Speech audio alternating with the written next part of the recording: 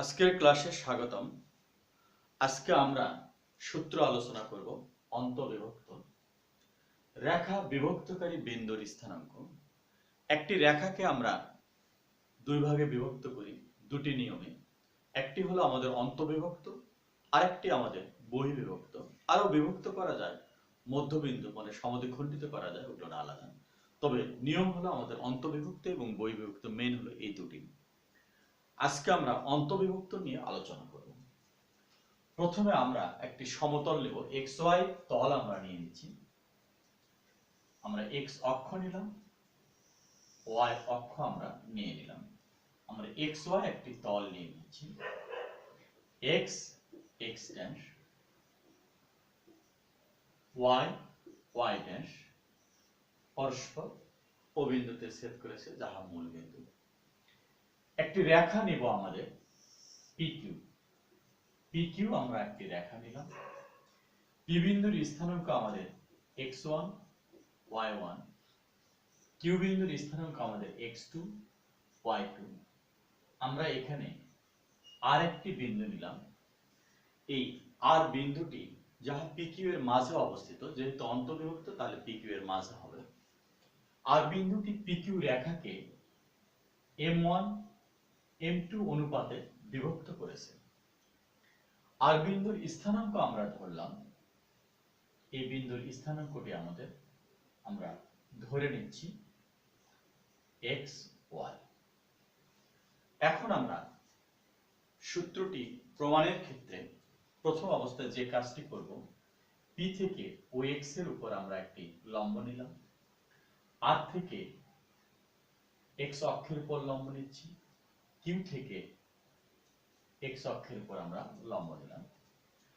এটিকে আমরা m বললাম, এখানে n বললাম, এখানে r বললাম, এখানে আমরা একটি mn s দিলাম।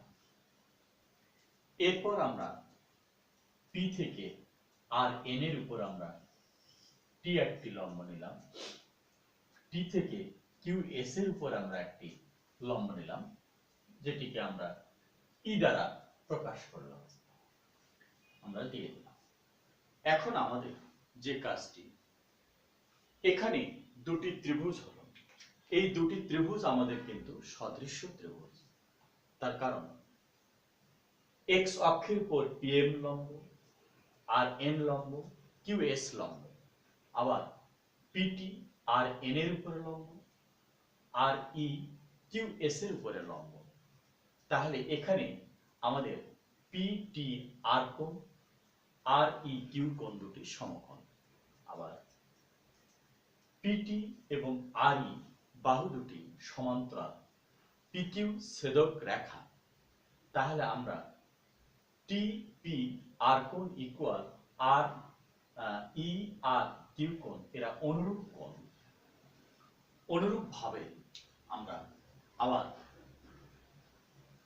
qs rn যেহেতু সমান্তরাল, qp ছেদক রেখা, তাহলে eq r কোণ ইকুয়াল tr p কোণ, এদিকে আমাদের অনুরূপ কোণ। তাহলে এই দুটি ত্রিভুজ আমাদের সদৃশ্য ত্রিভুজ হলো। সদৃশ্য ত্রিভুজ হলে বাহুগুলোর অনুপাত হয় আমাদের সমান। তাহলে এটি আমরা জানলাম। তাহলে এখন আমাদের বাহুগুলোর দৈর্ঘ্য আমরা নিয়ম অনুযায়ী বের করি স্থানাঙ্ক থেকে।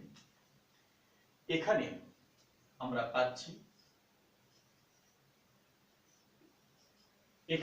পাচ্ছি OM equal x1, PM equal আমরা পাচ্ছি y1। তারপর আমরা পাচ্ছি ON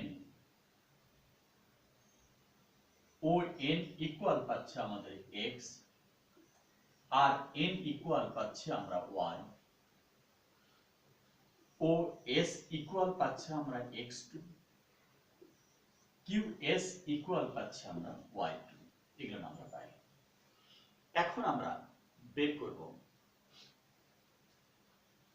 PT এর মান। PT ইকুয়াল আমরা লিখতে পারি mn, আমরা লিখলাম mn ইকুয়াল আমরা লিখতেছি on মাইনাস om। on হচ্ছে আমাদের x আর om হচ্ছে আমাদের x1। আমরা pt মান বের করলাম। এরপরে আমরা মান বের করতেছি rt।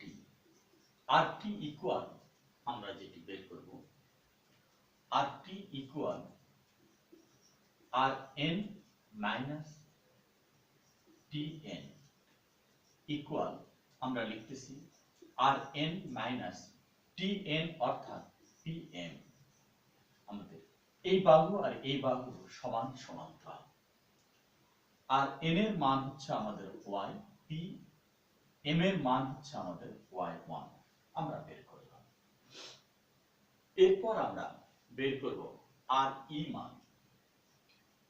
আর ই ইকুয়াল আমরা লিখতে পারি আর ই ইকুয়াল আমরা লিখতেছি ns। ns ইকুয়াল আমরা লিখব os মাইনাস on। os অর্থাৎ আমাদের x2 আর on অর্থাৎ আমাদের x। আমরা আর ই মান বের করলাম। এরপরে আমরা বের করব QE। QE ইকুয়াল আমরা লিখতেছি QS মাইনাস ES। আমরা লিখলাম ইকুয়াল QS মাইনাস ES অর্থাৎ আমরা লিখতেছি RN। এরপর আমরা লিখব QS অর্থাৎ আমাদের Y2 আর RN অর্থাৎ আমাদের Y। এখন আমরা এই বাহুগুলোর দৈর্ঘ্য আমরা বের করলাম PT RN RT QE। যেহেতু ত্রিভুজদ্বয়ের সদৃশ্য এই দুটি ত্রিভুজ, যেহেতু ত্রিভুজ PTR ও ত্রিভুজ REQ সদৃশ্য কোণী,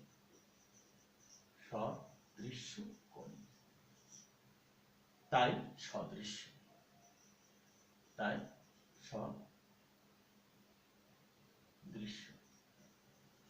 ত্রিভুজ সদৃশ্য কোণী হলেই সদৃশ্য হয়। এবং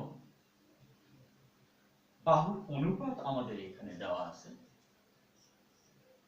PR is to RQ equal দেওয়া আছে কত M1 is to M2।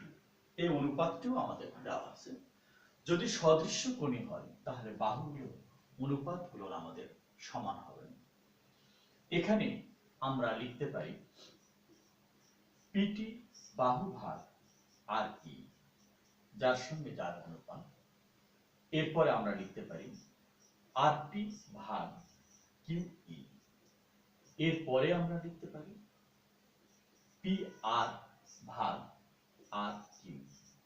আমরা নিয়ে নিলাম। এখন আমরা মানগুলো আমরা লিখি such that PT অর্থাৎ আমরা মান পেয়েছি x minus x1 by RE। RE আমরা মান পেয়েছি x2 minus x equal RT মান আমরা পেয়েছি y minus y1 by QE মান পেয়েছি আমরা y2 minus y equal PR হলো আমাদের M1 ভাগ RQ হলো আমাদের M2। আমরা অনুপাতগুলো লিখলাম। এখন আমরা এই যে তিনটি ধাপ আছে, প্রথম অংশটি এবং শেষ অংশটি যদি আমরা সলভ করি এখানে x এর মান পাবো, আর মাঝের পার্ট আর শেষেরটা যদি আমরা সলভ করি তাহলে y এর মান পাবো। তাহলে এই অবস্থায় আমরা এই জিনিসগুলো বুঝলাম। এখন আমরা এই সমীকরণ থেকে x এবং y এর মান নির্ণয় করব।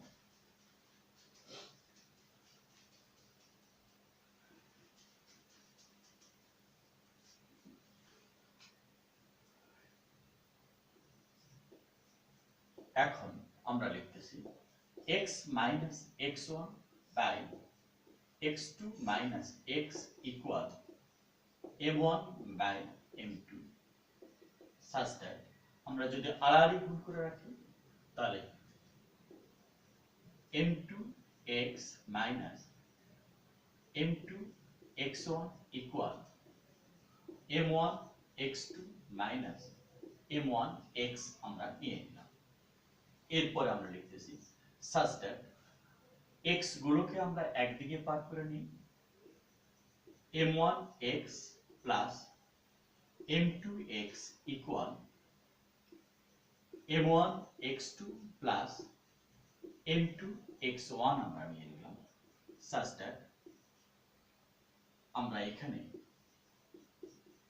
m1 m2 into x equal m1 x2 plus m2 x1 অতএব x equal m1 x2 plus m2 x1 by m1 plus m2 আমরা আর বিন্দুর x স্থানাঙ্ক অর্থাৎ ভুজ আমরা বের করলাম। এখানে সহজেই মনে রাখার নিয়ম রাখুন m1 x2 এই m1 যায় q বিন্দুর ভুজকে নিয়েছে m1 x2 plus m2 x1 by m1 plus m2 আমরা লিখেছি তাহলে m1 x2 plus m2 x1 by m1 plus m2 আমরা লিখেছি। তাহলে এখানে আমরা যে কাজটি করব এটি আমাদের পর্যায়ক্রমে মনে রাখতে হবে m1 x2 plus m2 x1 by m1 plus m2 x এর স্থানাঙ্কটি আমরা বের করলাম।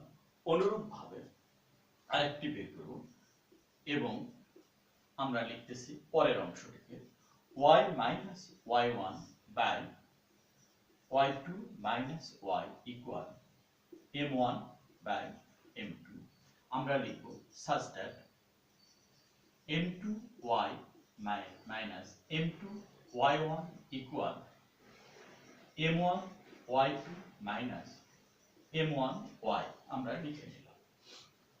এরপরে আমরা লিখতেছি such that আমরা লিখব m1y plus m2y equal m1y2 plus m2y1 আমরা নিয়ে নিলাম। তাহলে আমরা এখানে যে কাজটি করলাম m1y plus m2y equal m1y2 plus m2y1 আমরা নিলাম।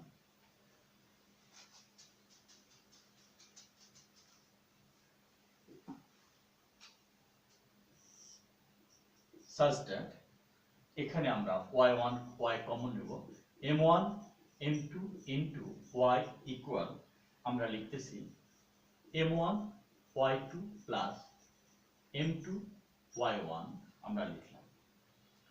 অতএব y equal m1 y2 plus m2 y1 by m1 plus m2 এখানেও আমরা বলতে পারি ঠিক অনুরূপভাবে m1 y2 plus m2 y1 by m1 plus m2 আমরা এভাবে অন্তর্ভুক্ত সূত্র আমরা তৈরি করতে পারি। তাহলে আমরা লিখতে পারি অতএব r of x, y equal r of আমরা বিন্দুটি লিখতে পারি m1 x2 plus m2 x1 by m1 plus m2, m1 y2 plus m2 y1 by m1 plus m2 আমরা এই অন্তর্বিভক্ত সূত্রটি আমরা আলোচনা করলাম। আজকে আমরা এই সূত্রটি আলোচনা করলাম।